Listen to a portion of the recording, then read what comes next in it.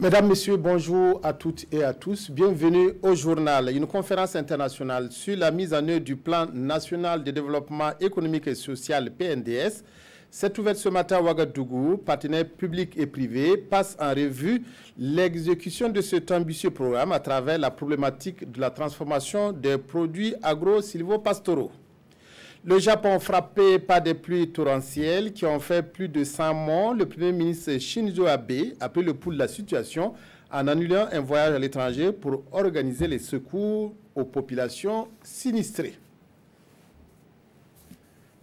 C'est parti pour la conférence internationale sur la mise en œuvre du plan national de développement économique et social PNDS. Partenaires publics et privés sont conviés par le gouvernement burkinabé à se pencher sur l'exécution du plan. La rencontre met l'accent sur la problématique de la transformation des produits agro-silvopastoraux. Le programme d'urgence pour le Sahel et le programme d'appui aux économies locales PADEL sont aussi autour de la table des discussions. Issa Kafando, Vincent Tiendrebego, reportage. Un film promotionnel qui fait miroiter les potentialités économiques du Burkina Faso, notamment dans le domaine de l'agro-silvopastoral, devant des spectateurs composés de représentants de grandes institutions financières, des membres du gouvernement et des partenaires publics et privés. Nous ne sommes pas au cinéma, mais à la conférence internationale sur la mise en œuvre du PNDS, le plan national de développement économique et social. Des potentialités, le Burkina Faso en dispose, mais il se pose un problème de transformation des produits.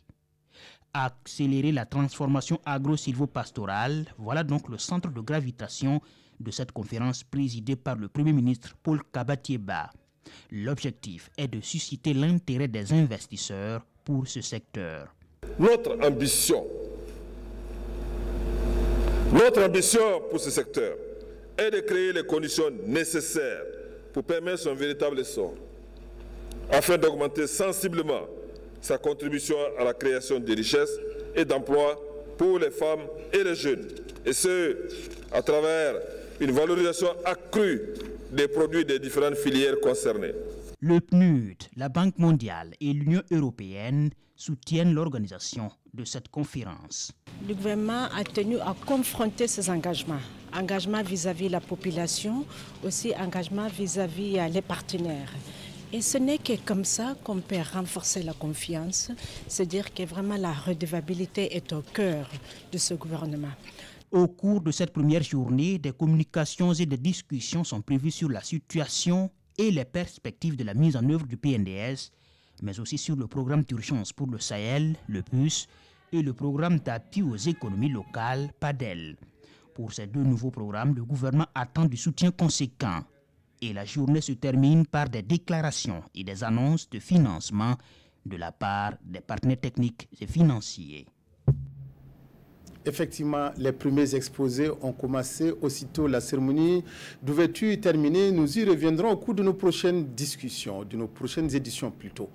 Bien des projets s'exécutent dans le cadre du plan national de développement économique et social, à l'image du plan stratégique des services d'eau potable, d'hygiène et d'assainissement de la commune de Banfora, dont la mise en œuvre va coûter 17 milliards de francs CFA. Ce plan couvre la période 2018-2030. Avant d'exécuter ce projet, des retrouvailles des forces vives du chef-lieu de la Comoé étaient nécessaires. Reportage Hassan Gourabou, Moussa Sanon.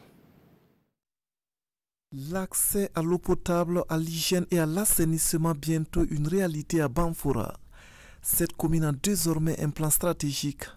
Les forces vives de la localité sont réunis ici pour s'approprier les contenus. C'est un plan stratégique qui diffère de tout ce qui a existé par le passé. Parce qu'ici, l'approche service est privilégiée. Parce qu'il ne suffit pas seulement de disposer des infrastructures, des administrations pour que les services soient permanents, soient disponibles. Ici, l'accès est mis sur la disponibilité du service. Donc c'est ça qui fait sa spécificité.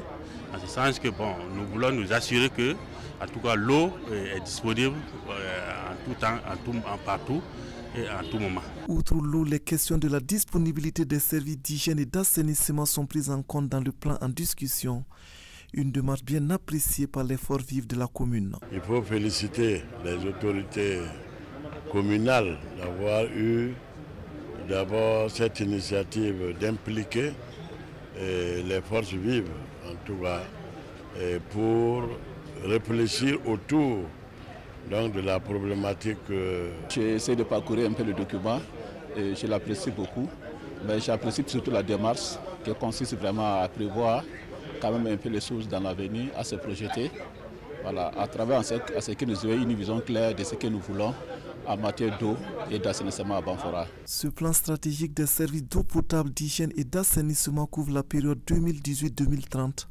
Sa mise en œuvre va coûter à la commune de Banfora près de 17 milliards de francs CFA. Le conseil régional du centre, quant à lui, a fait le tour des travaux du projet de désenclavement de l'arrondissement 7 de Ouagadougou. Financé à plus de 200 millions de francs CFA, ce projet permettra de construire des radiers, un dallo et une piste de 16 km dans les quartiers Nagrin et Bonnerville. Ces réalisations vont rendre plus fluide le trafic et la mobilité des populations et réduire l'insécurité. Paul David Bambara, Zalissa Sanfo. Le conseil régional du centre, sur les traces de son projet de désenclavement de l'arrondissement numéro 7 de Ouagadougou.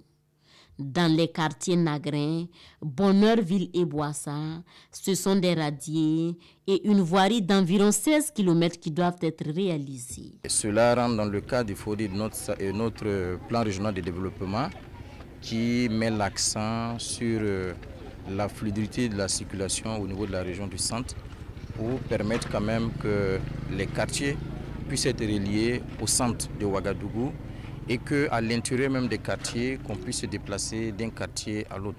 Et le maire de l'arrondissement numéro 7 de Ouagadougou de se réjouir.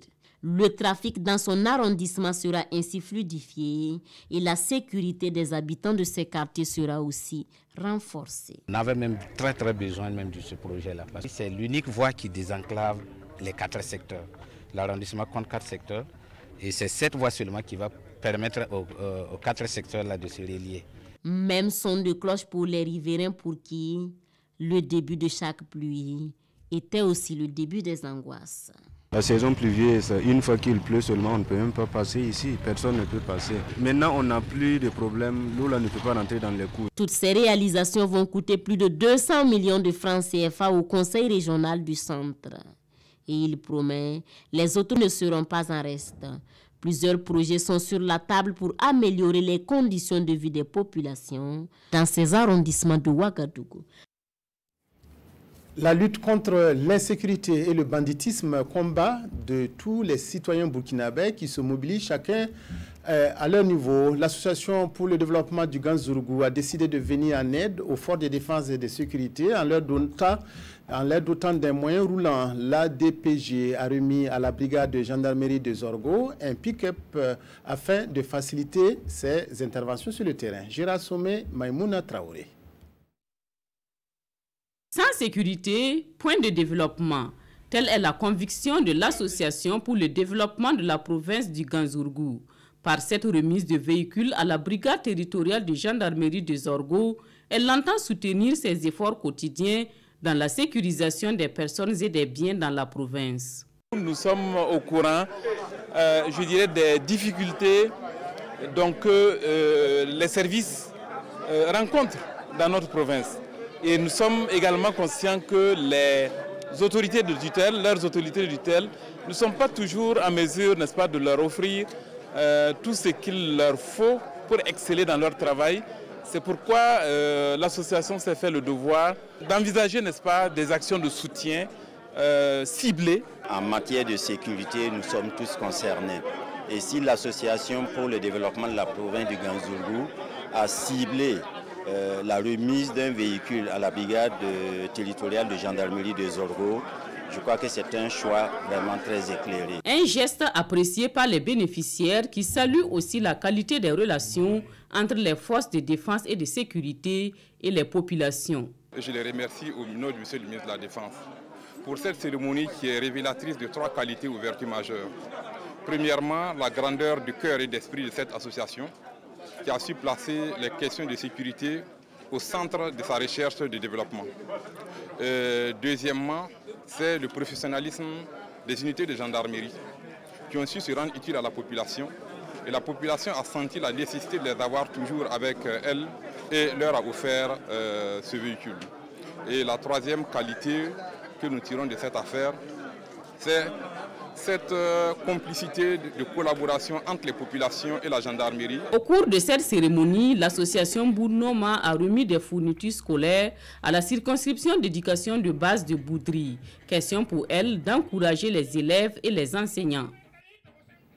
En cette période où l'extrémisme et l'intolérance gagnent du terrain, le mouvement pour la culture de la paix et l'amour de la patrie doit multiplier ses actions de terrain. Le mouvement a étendu ainsi ses activités à la région du Centre-Nord. Son coordonnateur régional Flavien Sergo et les 6 membres de bureau ont la lourde mission d'œuvrer en faveur de l'enracinement du mouvement et l'adhésion des populations à l'idéal de paix. Urbain Sommet, Kadi Sanogo, reportage à Kaya. Flavien Sergo est le tout premier coordonnateur du mouvement pour la culture de la paix et l'amour de la patrie de la région du Centre-Nord. Il a été installé ce samedi 7 juillet 2018 à Kaya par le coordonnateur national de ce jeune mouvement. Avec son équipe composée de 6 membres, il a la lourde tâche de prôner l'idéal de la paix dans sa région. Je suis très fier, je remercie la coordination nationale de nous avoir placé cette confiance. Et bon, nous pensons que nous allons relever le défi. Donc nous devons travailler. Nous devons apporter des gestes tels que l'amour, et tels que changer nos comportements, la solidarité, le pardon et surtout la communication.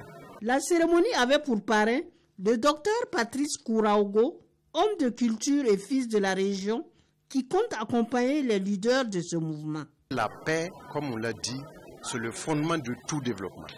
Et c'est vraiment avec soulagement que j'ai loué la naissance de ce mouvement, le MPAP, et surtout de les suivre et comprendre que ce sont des gens qui se sont organisés pour qu'on puisse puiser dans notre culture les éléments endogènes pour cultiver et maintenir la paix.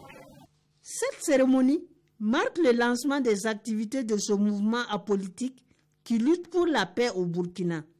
L'artiste musicien Sana Bob, ressortissant de la région du Centre-Nord, a apporté une touche particulière à l'éclat de cette manifestation.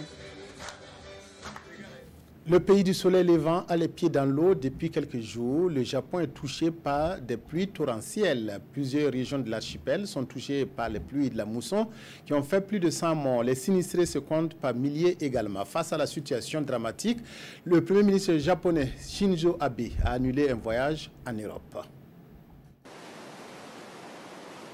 Ces secouristes japonais creusent, cherchent et fouillent les maisons éventrées par la boue et ne cessent de retrouver des victimes.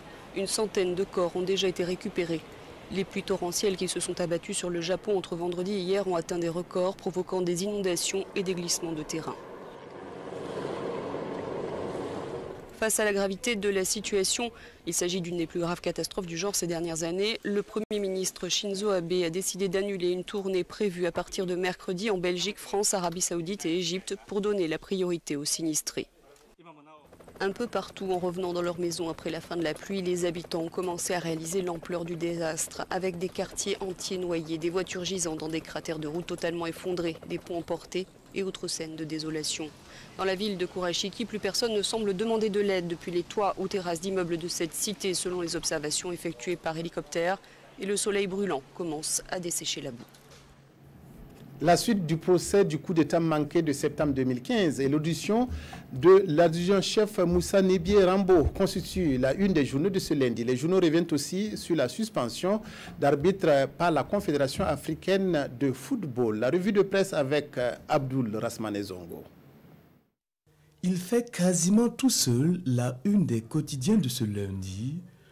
C'est Moussa Nebié, un nom qui en apparence, au propre ou au figuré, passe peut-être inaperçu, mais devient lourd de sens dès lors que l'Obs précise l'adjudant-chef Moussa Nebié, le sous-officier, Rambo de son sobriquet, de son surnom, renchérit aujourd'hui au Fassou, le fameux auteur qui a arrêté Mba Michel avec fierté, car il confesse, je cite, « Ma mission était d'arrêter le président de la transition sans brutalité ni coup de feu, et sur ordre de l'adjudant-chef-major Éloi Badiel. Effectivement, le président de la transition corrobore cette thèse dans les colonnes de l'Observateur. Je n'ai pas été brutalisé lors de mon arrestation. Les internautes, eux, bottent en touche cette version de Moussa Nebié et rappellent que le vrai Rambo, de son vrai nom Sylvester Stallone, lui-même dans ses films refuse souvent d'obéir aux ordres.